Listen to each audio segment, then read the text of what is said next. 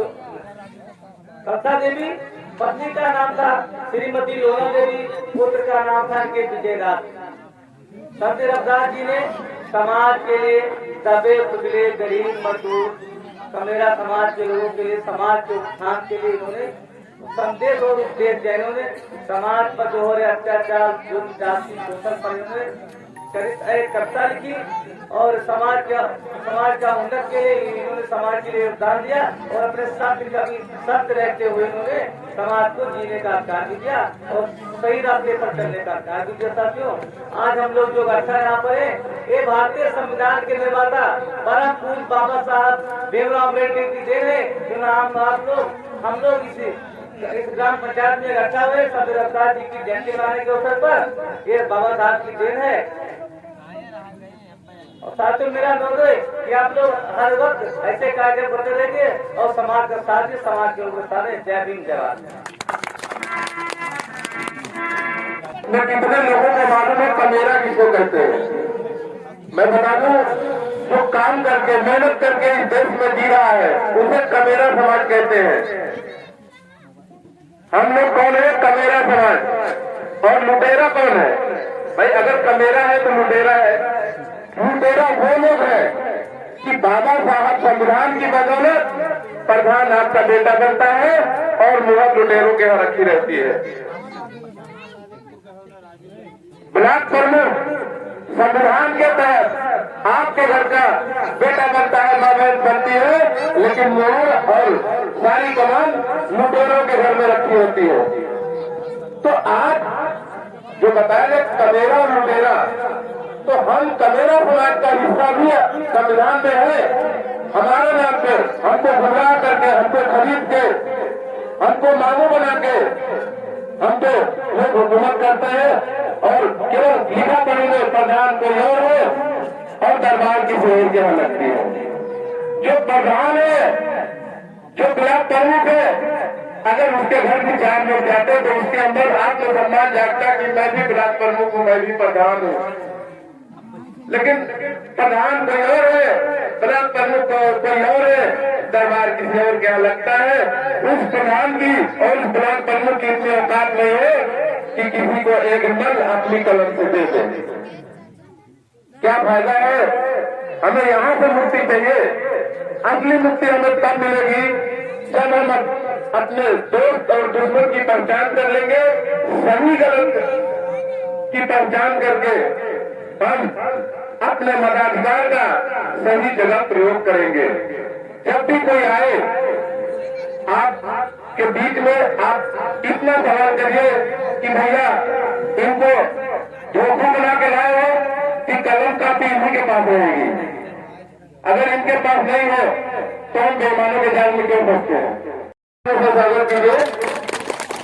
और मैं चाहूंगा आप संत द्रौपदी रविदास जी के चरणों में पुष्प अर्पित करें। माननीय नंदलाल यादव जी और मैं चाहूंगा कि रंजीत मौर्य जी, माननीय अतिथि मौर्य जी का माला पहना के स्वागत करें। माननीय रंजीत मौर्य जी, माननीय अतिथि जी का स्वागत करें। बहुत बहुत धन्यवाद। और अगले वक्ता के रूप में मैं चाहूंगा बाबूराम भारती जी आप आवे और बाबा साहब संत द्रौपदी रविदास जी के बारे में अपने विचार रखें। जोरदार तालियों से स्वागत।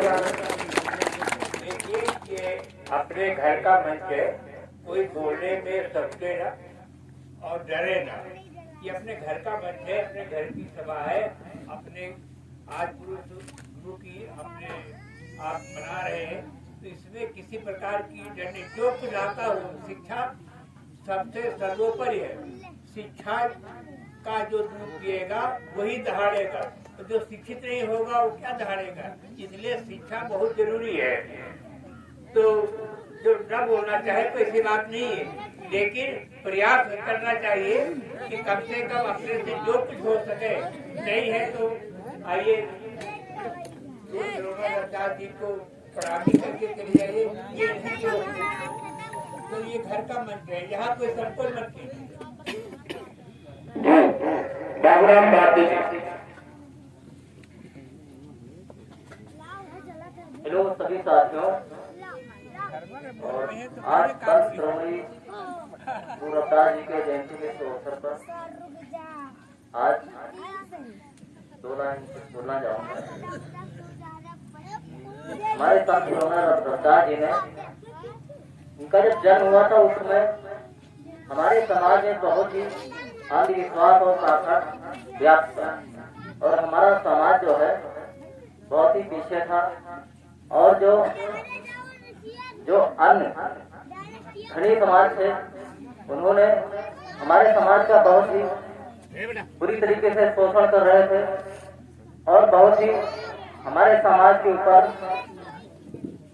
अंधविश्वास और पाखंड के माध्यम से अपने झूठे धर्म का धंधा करते हुए हमारे समाज का शोषण कर रहे थे। उस समय हमारे संत श्री रविदास जी का जन्म हुआ, और इन्होंने हमारे समाज को अंधविश्वास और पाखंड से मुक्ति दिलाई। और हमारे समाज के बहुत सारे ऐसे महापुरुष हैं जिनके चरणों में हम दिल से नमन करते हैं, और बहुत ही लंबी लिस्ट है। अगर नाम गिनाने लगेंगे तो हो सकता है सुबह से शाम हो जाए। तो ज्यादा बात आगे न बढ़ाते हुए हमारे जितने भी महापुरुष हैं सबके चरणों में नमन करते हुए अपनी बात को समाप्त करते हैं। बहुत बहुत धन्यवाद। एक बार फिर से स्वागत कीजिए जोरदार तालियों से।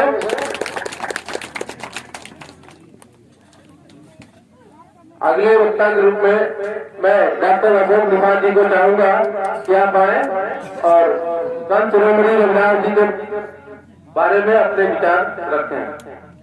जोरदार तालियों से स्वागत कीजिए।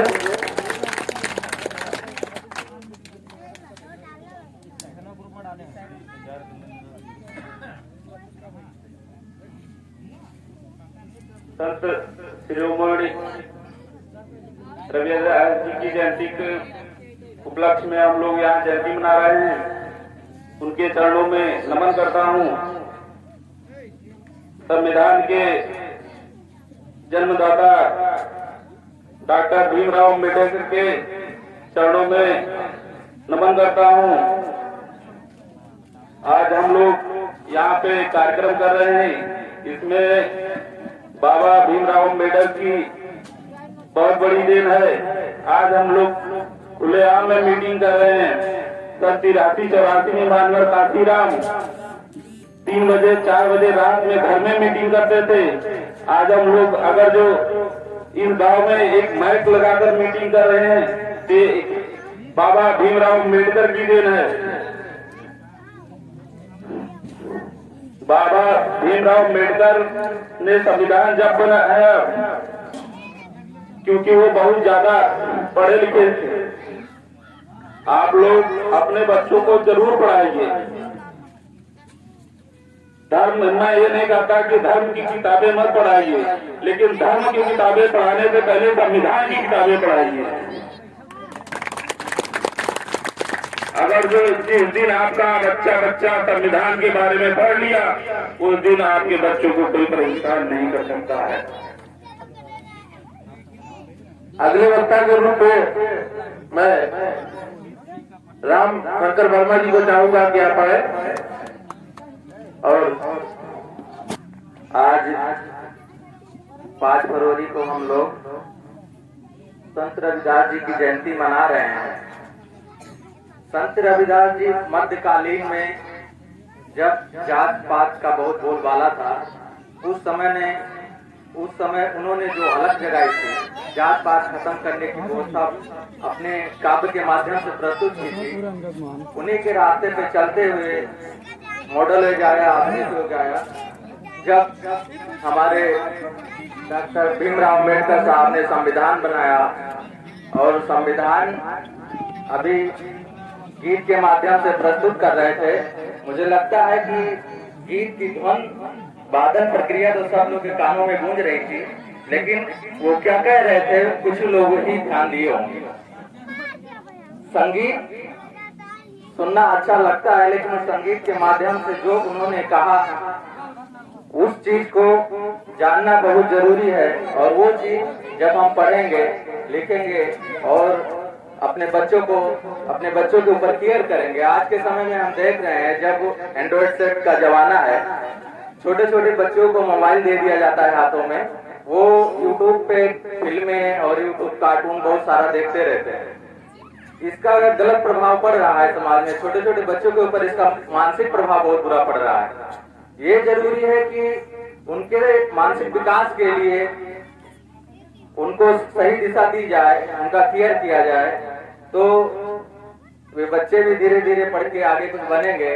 और समाज में जो आज भी कुछ मानसिक तरीके से दबे लोग हैं, जब वो पढ़ लिख के आगे युवा पीढ़ी हमारी आएगी, हमारे बाद जो आएंगे, वो मानसिक दबाव में नहीं रहेंगे, खुले रहेंगे। और सबसे महत्वपूर्ण चीज है जो संविधान है।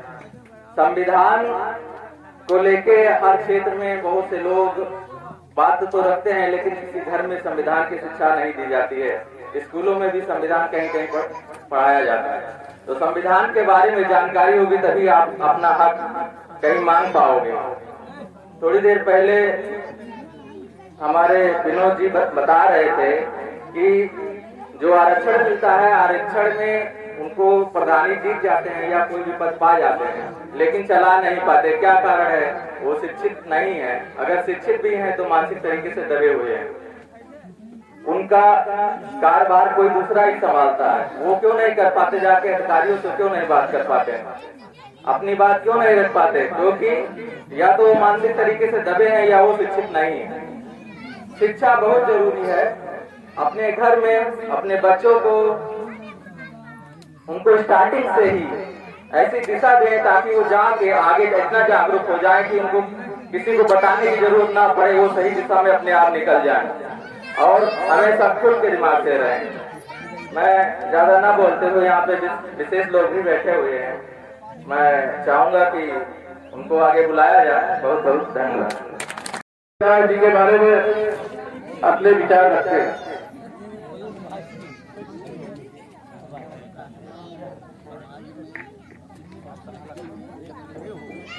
सबसे पहले मैं संत रविदास जी को नमन करता हूँ, बाबा भीमराव अम्बेडकर जी को नमन करता हूँ, गौतम बुद्ध जी को नमन करता हूँ और हमारे यहाँ आए हुए सभी अतिथि को नमस्कार और उनका हार्दिक स्वागत करता हूँ।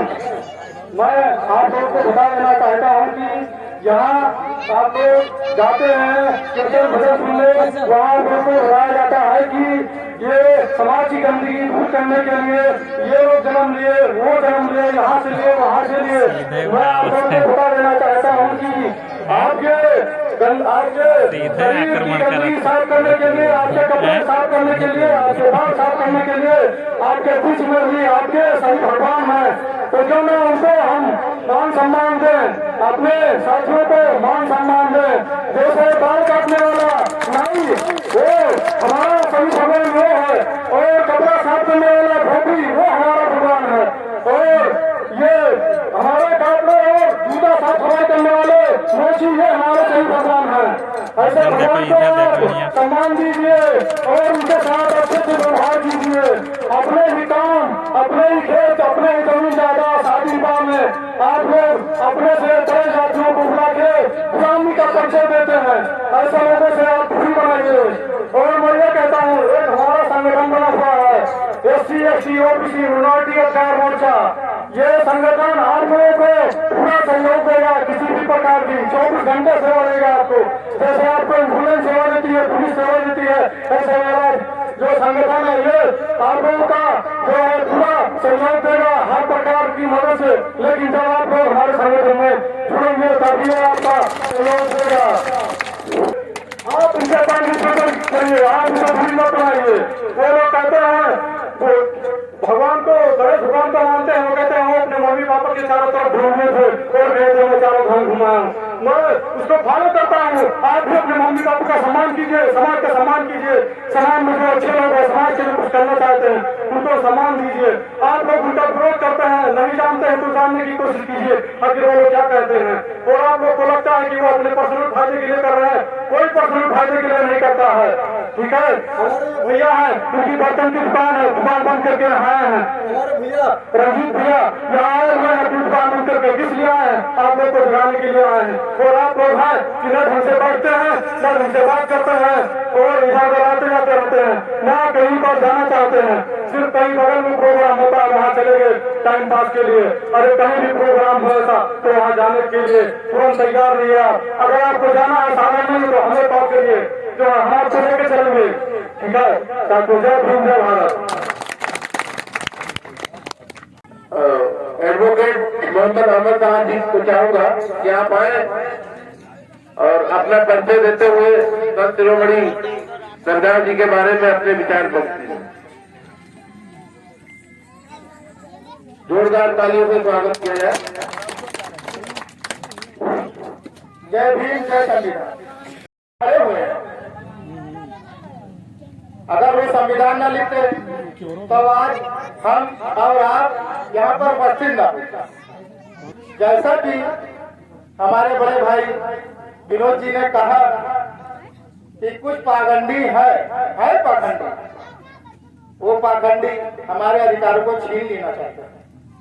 जो हमारे पुस्तों ने किया उन अधिकारों को छीन लेना चाहते हैं, तो उन पुस्तों के आधार पर हम अपने परिवारों को चलाना चाहते हैं। उन संविधान के अनुसार हम आगे बढ़ना चाहते हैं। कमान हमें जरूर दी जाती है मगर तीर कोई और छोड़ता है। जैसा कि कहना था हमारे विनोद जी का कि प्रधान के पद पर हमको रखा जरूर जाता है, लिखवाया जरूर जाता है, मगर आखिरी दस्तखत उनका होता है कि क्या सही है क्या गलत। हम अगर सही लिखे और उनकी नजर में गलत है तो सिग्नेचर नहीं करेंगे, कहेंगे ये गलत। और इन पाखंडियों से बचते रहे। इन पाखंडियों की जब अधिकार की बारी आती है तो हमें अपने सर पर बैठा लिया जाता है, अपने अधिकार के लिए अपने सर पर बैठा लिया जाता है। और जब हम अपने अधिकार की बात करते हैं तो ये पाखंडी उठा के जमीन पर पटक देते हैं कि तुम कौन। मगर क्या करें, हम अपने पुस्तकों के कहने पे चल नहीं पा रहे, अच्छी शिक्षा नहीं पा रहे। अगर हम अच्छी शिक्षा पाए, अपने पुस्तकों के कहने पर जाए तो ये पाखंडी हमारे नीचे रहे और ये पाखंडे को हम अपने सर के ऊपर से उतार के जमीन पर पटकते हैं। हम अपनी बात यहीं पर खत्म करना चाहता हूँ। जय भीम जय संविधान। बहुत बहुत धन्यवाद रवि साहब का, आपने इतनी दूर से आकर हमारे कार्यक्रम को समय दिया, चाँद लगाया और बहुत बहुत साधुवाद। संतराम विश्वकर्मा जी मंदिर जी को चाहूंगा कि आप आए और अपने विचारों के जोरदार तालियों को स्वागत करें। मान्य भट्टे जी का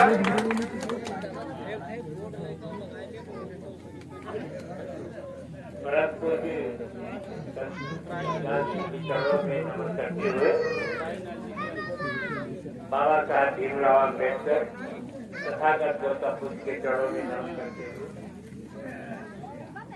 मिल रहा है। तो सबसे जरूरी है कि आप लोग थोड़ा शिक्षित हो, बच्चों को अपने पढ़ाइए लिखाइए, जो सुनाइए। कोई जरूरी नहीं है कि सभी को जो है वो नौकरी मिले। तो शिक्षा है, आप एक प्लेट खाना खाइए लेकिन बच्चों को शिक्षित जरूर कीजिए। यही हमारा आप लोगों से निवेदन है कि शिक्षा वो शेरनी का दूध है कि जो कहीं भी पिएगा वही वो दहाड़ेगा। शिक्षा के बिना जो है मची गई और मची के बिना दी गई। डॉक्टर भीमराव अम्बेडकर ने कहा है कि शिक्षा ये सर्वोपरि है। तो आप लोग अपने बच्चों को ज्यादा से ज्यादा शिक्षा दीजिए और शिक्षा दिलाने के बाद में नौकरी की आशा मत कीजिए। नौकरी कोई जरूरी नहीं है, क्योंकि सरकार जो है नौकरी धीरे धीरे कम कर रही है, तो इसलिए आप नौकरी की आशा मत कीजिए, लेकिन बच्चों को शिक्षित जरूर कीजिए। कम से कम वो अपने संविधान को समझेंगे, अपने भाईचारा कोई भी है तो समझेंगे। तो हमारा यही आप लोगों से निवेदन है कि बच्चों को आप शिक्षित कीजिए, और आप लोगों का हम धन्यवाद देते हैं कि आप लोगों ने परम पूज्य गुरु प्रकाश जी का जो हम लोगों के पूर्वज भी हैं उनका जन्म उसको मना रहे हैं। आप लोग सरकार के पास हैं। जय हिंद। मैं चाहूंगा कि प्रशासन की तरफ से पुलिस बंधु हमारे बीच में संत शिरोमणि रविदास जी को पुष्प अर्पित करें।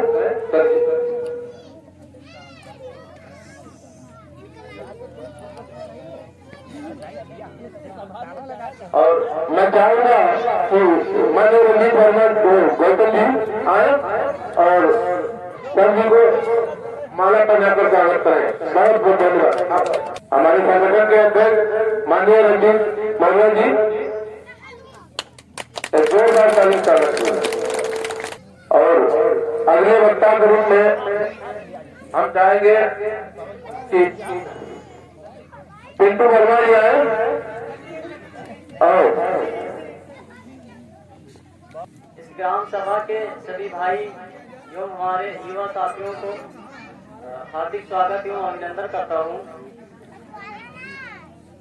भाइयों, आज हम सभी लोग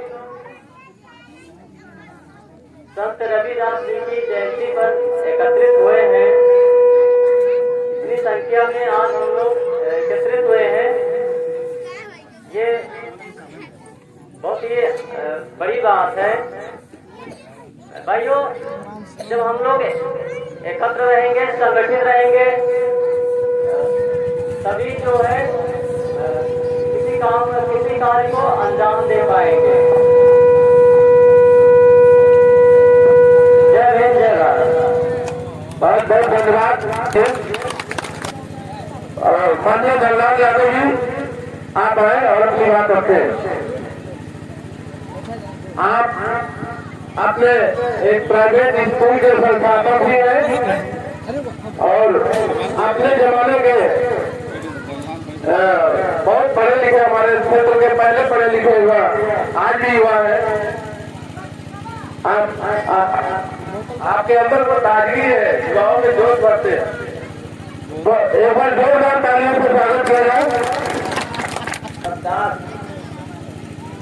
महाराज जी के जयंती पर हम लोग यहाँ पर एकजुट हुए हैं और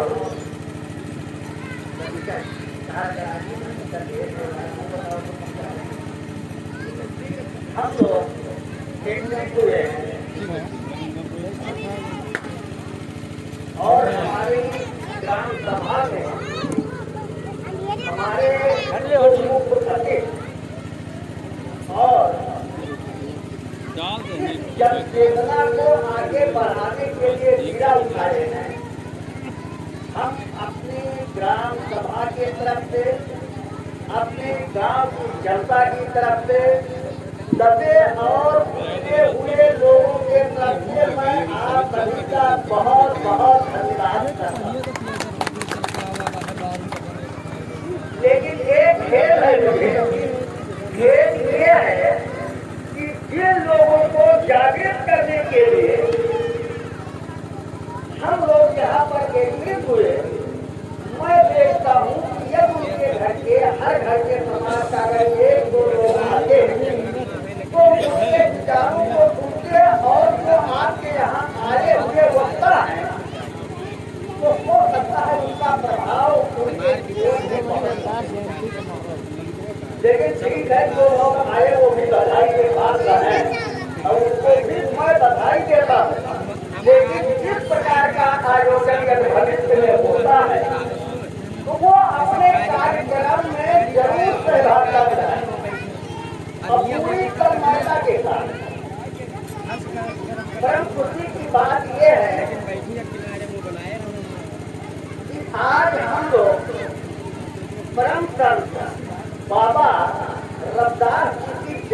बना रखें।